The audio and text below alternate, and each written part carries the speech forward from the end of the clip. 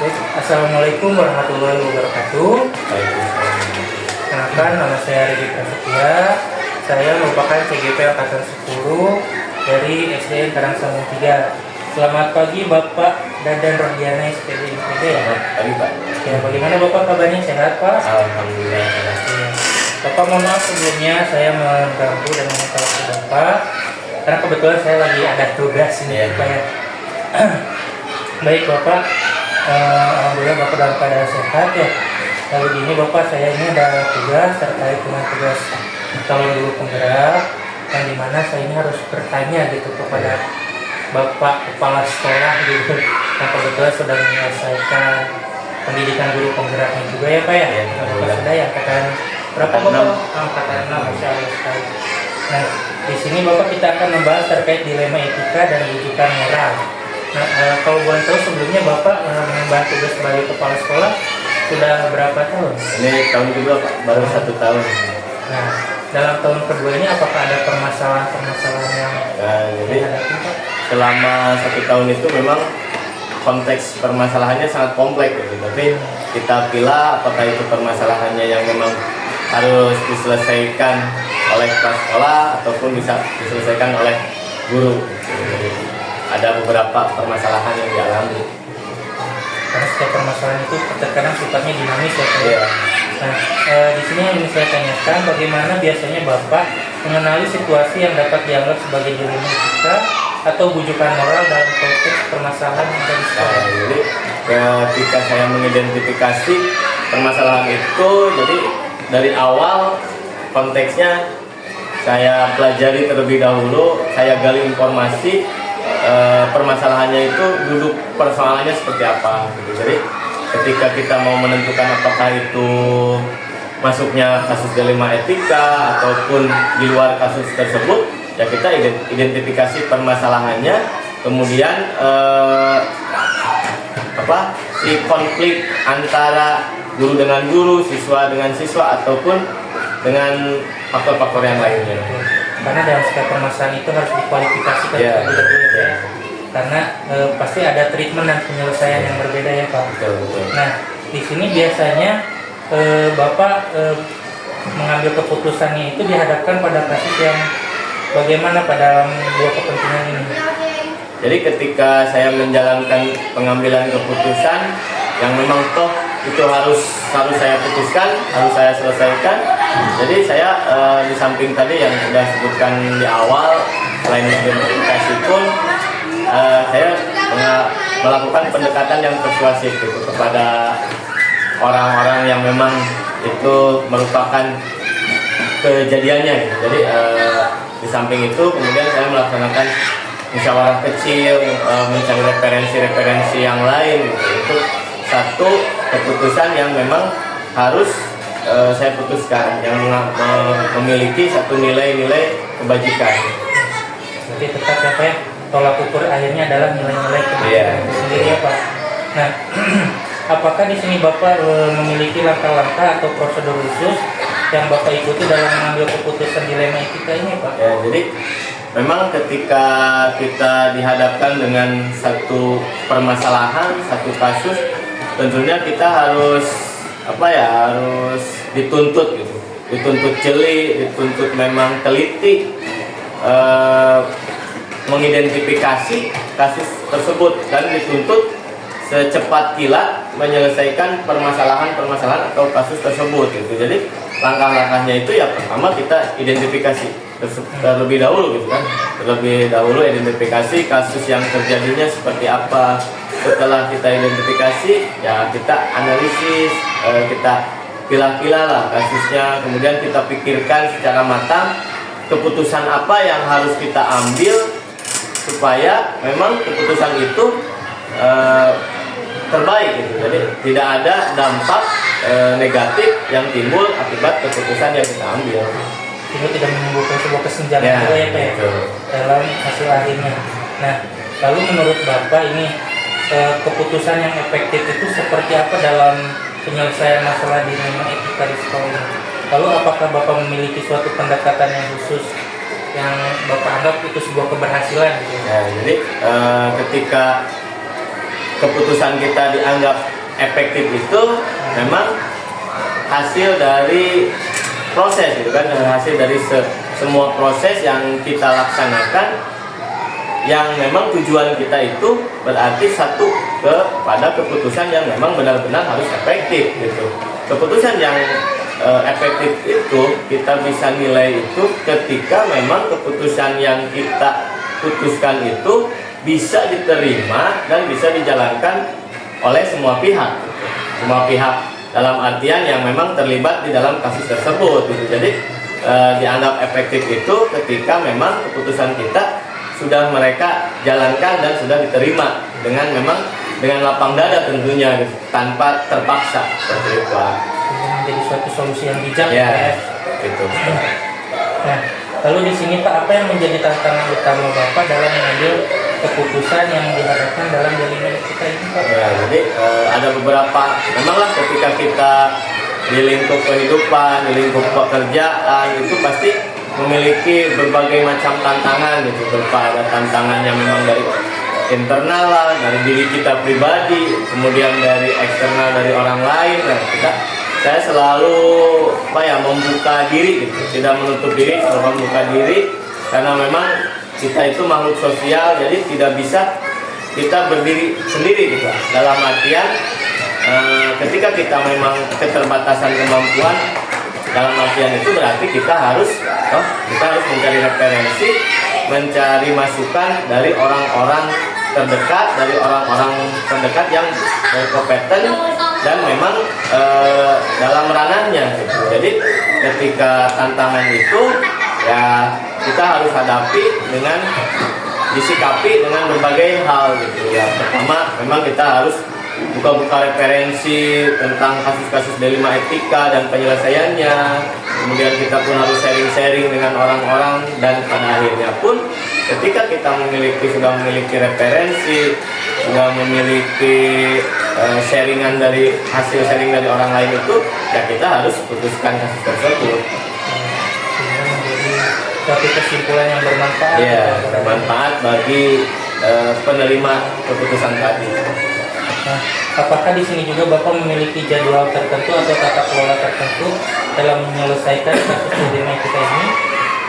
Ya, jadi ketika memang terjadi permasalahan kasus delima etika, saya tidak menjadwalkan secara terperinci ya, jadi tidak menentukan satu jadwal yang memang terstruktur gitu. Tapi ketika memang terjadi permasalahan, saya selalu langsung penyelesaian gitu. Jadi hari itu ada permasalahan delima etika, hari itu pun harus selesai. Dengan catatan berarti sudah bisa, dalam artian keputusannya pun tidak tergesa-gesa gitu. Jadi ketika memang idealnya harus ada beberapa jadwal ataupun cara-cara lain, tapi ketika yang saya alami itu, saya selalu menyelesaikan permasalahan kasus itu secepatnya gitu. Jadi tidak terus berlarut-larut sampai bergulirnya isu-isu yang lain gitu. Jadi selesaikan dengan catatan ya kembali tadi gitu, dengan langkah yang memang terstruktur, prosedur yang jelas, referensi pun yang jelas juga gitu. Tapi secara tidak langsung Bapak ini menyelesaikan permasalahan dengan sesegera mungkin, tetapi terstruktur ya, secara mekanismenya ya. Nah, lalu di sini adakah seseorang atau faktor-faktor yang biasanya membantu atau mempermudah Bapak dalam proses pengambilan keputusan dalam kasus delima etika di sekolah? Ya, jadi ketika saya mengalami sebuah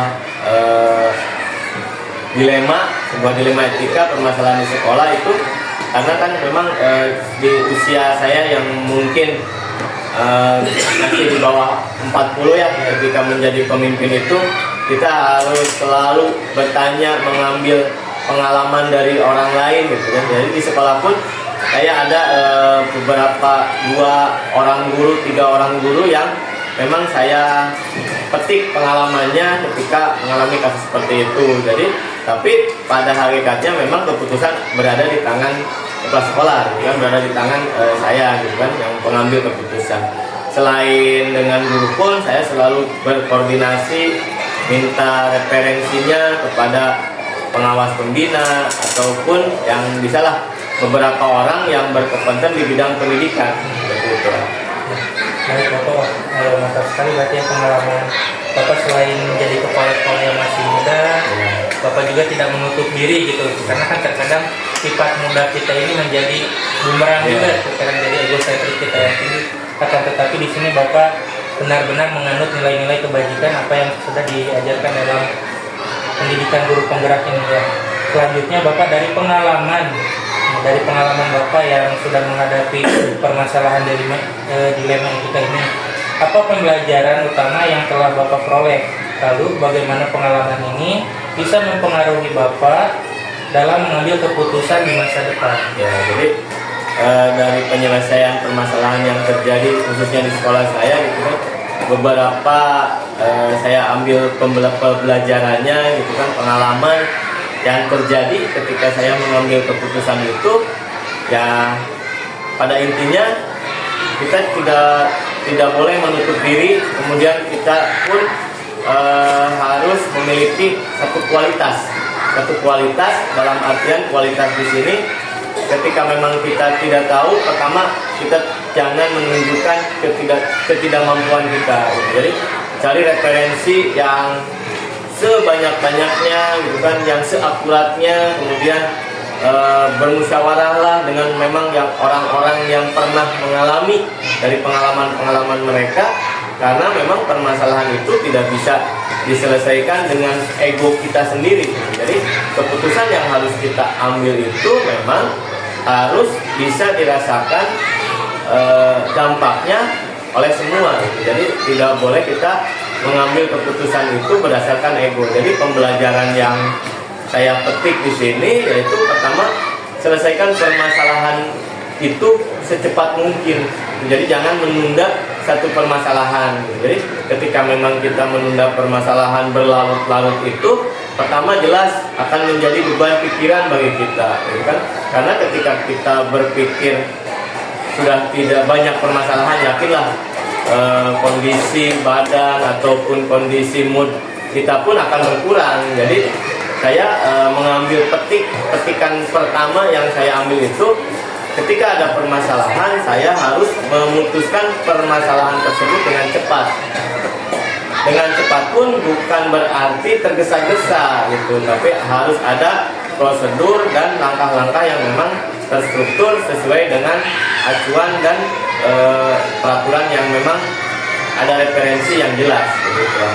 Kemudian untuk pengambilan keputusan di masa yang akan datang, ya mungkin untuk kedepannya saya akan meningkatkan satu pengalaman atau meningkatkan referensi yang lain supaya dalam pengambilan keputusan itu lebih baik lagi gitu kan. Jadi tidak ada dampak-dampak negatif yang terjadi gitu. Seperti itu. Terima kasih Bapak atas jawaban dari pertanyaannya. Jadi semua sudah terjawab dengan lugas dan jelas. Sekali lagi terima kasih atas waktunya Bapak. Sukses selalu. Amin. Lancar jaya dalam mengemban tugas kepala sekolahnya. Dan semoga Bapak dan keluarga saya diberikan kesehatannya.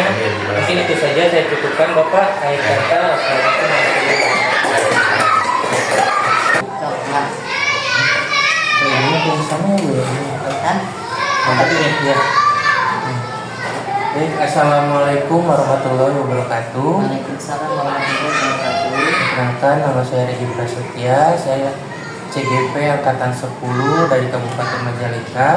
Saat ini saya bersama dengan Ibu Kepala Sekolah yang bernama Nurjana. Ibu Nurjana dari SD Karangsambung 3. Iya. Selamat siang Ibu. Siang juga. Sebelumnya saya ucapkan terima kasih atas waktunya yang telah Ibu berikan ya. Ibu sebelumnya saya ingin bertanya. Boleh. Untuk saat ini Ibu menjabat kepala sekolah sudah berapa lama Mbak? Kalau sekarang menjabat kepala sekolah itu sudah 1 tahun. Sudah 1 tahun berarti ya. Nah, dalam masa jabatan 1 tahun ini, adakah hambatan-hambatan yang menghampiri gitu ketika Ibu menjabat? Ya kalau hambatan sih ada, cuman bagaimana menghadapinya gitu. Yang namanya permasalahan atau hambatan itu selalu insya Allah saya siap untuk menghadapi itu semua. Nah, Bu, bagaimana biasanya Ibu mengenali sebuah situasi yang dapat dianggap sebagai dilema etika atau bujukan moral dalam konteks permasalahan yang ada di sekolah Ibu? Kalau masalah mengidentifikasi kasus-kasus atau permasalahan-permasalahan tidak lepas dengan dilema etika. Biar bagaimanapun itu adalah ada hal yang berbeda antara pimpinan, guru dan komite ataupun masyarakat. Namun semua itu saya lakukan berkolaborasi dengan para guru, dengan komite, juga dengan pihak-pihak yang terkait, begitu juga dengan masyarakat yang ada di sekitar sekolah. Jadi adanya sebuah kolaborasi ya Bu antara Iya. pihak sekolah dengan stakeholder lain. Iya, tidak lepas dari stakeholder itu tidak lepas. Nah, sekarang apakah Ibu bisa ceritakan bagaimana Ibu biasanya mengambil keputusan ketika dihadapkan pada kasus yang dimana ada dua kepentingan yang sama-sama benar atau sama-sama mengandung nilai kebajikan? Ya. Dalam mengambil keputusan di suatu permasalahan yang menurut saya adalah dilema banget gitu ya, saya tidak lepas berpegang teguh kepada permasalahan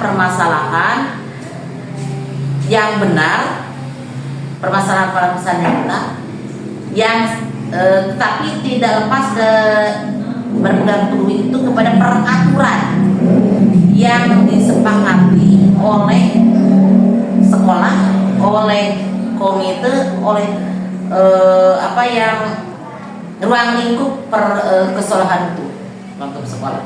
Tetap ya Bu ya, Iya. pokoknya adalah aturan-aturan dari pemerintah juga. Iya, jadi pemerintah kita pertimbangkan aturan dari pemerintah, kemudian dari masyarakat juga harus banyak dipertimbangkan.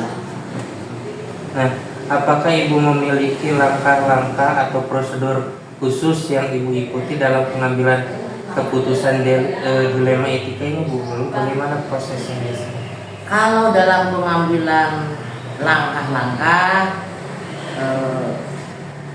saya mengambil keputusan dari sebuah permasalahan. Saya mencari dulu fakta, data, dan memanggil pihak-pihak yang terkait dan berkomunikasi serta berkolaborasi dalam menyelesaikan permasalahan-permasalahan itu, baik itu dari guru, baik itu dari komite, ataupun kami sendiri beserta stakeholder. Ya, itu dalam permasalahan. Lalu selanjutnya apa yang menurut Ibu yang paling efektif itu dalam pengambilan keputusan dalam kasus dilema etika di sekolah? Lalu apakah ada pendekatan khusus gitu dalam menangani permasalahan tersebut? Dalam mengambil keputusan tidak lepas adanya pertemuan, baik itu dengan guru, baik itu dengan pihak-pihak yang terkait, supaya ketika pengambilan keputusan itu tidak menyalahi aturan. Mungkin itu, jadi ada musyawarah lah dengan komite, dengan guru juga, dengan pihak-pihak yang terkait. Berarti tetap harus dimusyawarahkan Harus ya, dimusyawarahkan. agar banyak solusi juga yang Iya. keluar gitu yang bisa kita pilih dalam menyelesaikan permasalahan tersebut. Iya. Lalu untuk selanjutnya Bu, apa yang menjadi tantangan utama dalam mengambil keputusan ketika Ibu dihadapkan pada dilema etika ini? Lalu bagaimana Ibu mengatasi tantangan tersebut? Ya, gimana ya? Kalau dalam mengambil keputusan itu, emang jujur aja ibu di SD Karangsambungan 3 itu baru 6 bulan ya menjabat. Tetapi menghadapi keputusan-keputusan itu tidak lepas untuk mengenali, menggali karakteristik stakeholder, kemudian karakteristik guru, murid atau siswa beserta orang tua, supaya ketika dalam mengambil keputusan itu sesuai dengan apa yang diharapkan, sesuai dengan hasil musyawarah. Apa yang diinginkan juga Iya, ya. apa yang diinginkan. Lalu apakah ibu memiliki jadwal atau tata kelola tertentu dalam menyelesaikan kasus dilema etika ini? Nah, apakah ibu cenderung menyelesaikan sesegera mungkin atau ada prosedur tertentu yang ibu ikuti? Kalau masalah jadwal itu kadang-kadang rutin, tidak selamanya ada permasalahan. Jadi tidak ada jadwal khusus tersendiri, akan tetapi dilakukan dengan seksama ketika permasalahan itu muncul. Kemudian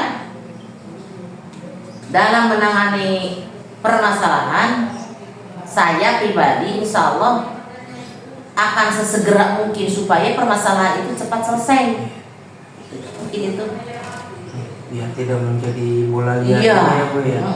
Karena kan terkadang kalau ada permasalahan justru dilamakan semakin kemana-mana gitu mungkin ya. Nah, lalu apakah ada seseorang atau faktor-faktor yang biasanya membantu atau mempermudah ibu dalam proses pengambilan keputusan? Dari awal ketika pengambilan keputusan itu faktor-faktor